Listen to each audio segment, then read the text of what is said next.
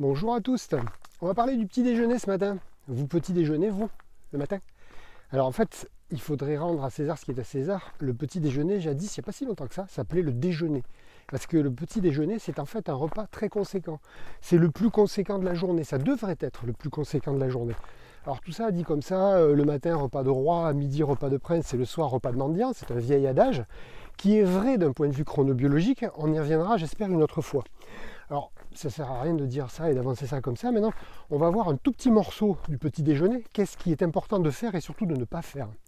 En fait, le matin, vous êtes d'accord qu'a priori, on se réveille et on va attaquer une journée. On va avoir besoin d'énergie, on va avoir besoin de griller de l'énergie et de consommer. Donc, a priori, on se dit, c'est bien, il faut prendre du sucre le matin parce qu'il faut être en pleine forme. Le problème, c'est que le corps, lui, il n'a pas été habitué tout le temps à avoir du sucre en quantité aussi astronomique que ce qu'on a aujourd'hui dans notre pays. Et donc le corps, en fait, il a plein de choses dont il a besoin, mais pas de sucre. Il peut créer du sucre à partir de n'importe quelle chose. En fait, quand on a un taux de sucre qui est en dessous de 0,8, c'est la glycémie, la quantité de sucre dans le sang, on appelle ça la glycémie, la quantité de glucose dans le sang. Quand c'est en dessous de 0,8, notre corps va enclencher tout un système qui va faire qu'on va fabriquer ce sucre. Et ce sucre, une fois qu'il se retrouve dans le sang, il y a la fameuse insuline, que vous devez avoir entendu parler, qui va être déversée. C'est-à-dire que l'insuline, le pancréas se dit, tiens, il y a du sucre qui arrive dans le sang, quelle que soit la façon dont il y arrive. Et donc le pancréas, il va lâcher son insuline. Et l'insuline, en fait, c'est autant de petites clés qui vont ouvrir les portes des cellules pour que le glucose rentre dans les cellules et soit consommé dans les cellules. Donc vous allez me dire, mais c'est génial, parce qu'on mange du sucre, on ouvre les portes, le sucre rentre ou quoi. Ouais, sauf que très vite, si vous avez une grosse quantité d'insuline, vous ouvrez tellement de portes qu'on se retrouve tout nu de sucre dans le sang. Donc avec un taux de sucre, une glycémie qui va redescendre en dessous des 0,8.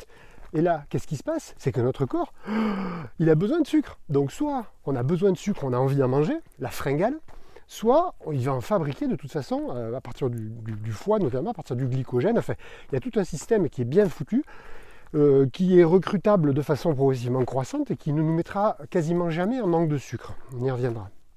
Donc le matin, ce qui se passe, quand vous mangez un petit déjeuner très sucré, avec des sucres qu'on appelle à fort indice glycémique, c'est-à-dire des sucres qui se retrouvent très rapidement dans le sang, le pancréas se dit « Ouah, il y a plein de sucre, lâchez-moi l'insuline !» Il lâche l'insuline. Du coup, conclusion, le taux de sucre diminue très très rapidement dans le sang, et vous vous retrouvez bien en dessous des 0,8 grammes par litre, qui devrait être votre taux de sucre. Donc soit vous grignotez, soit vous déstockez encore du sucre. Et on va refaire le yo-yo. Il faut savoir une chose, c'est que, pour faire simple et pour résumer, le pancréas, il est un petit peu susceptible le matin. Et il perd cette susceptibilité au fil des jours dans la journée, ce qui fait qu'on a ce qu'on appelle physiologiquement une insulinorésistance qui apparaît normalement chez tout le monde au fur et à mesure de la journée.